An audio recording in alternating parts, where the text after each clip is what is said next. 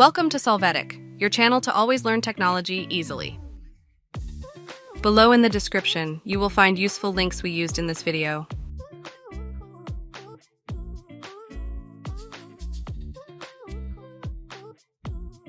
Today at Solvetic, we will see how to change Samsung Galaxy Watch 6 strap. If we turn our Galaxy Watch over, we will see that on each side of the strap it has small tabs. In order to remove the current strap, we will have to hold down that tab while we remove the strap. We will do this on each part of the strap.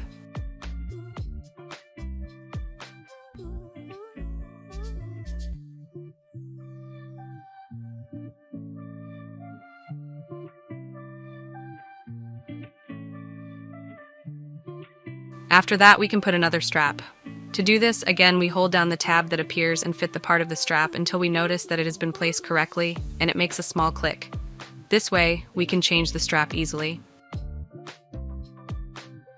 Hey, remember to subscribe Solvetic channel.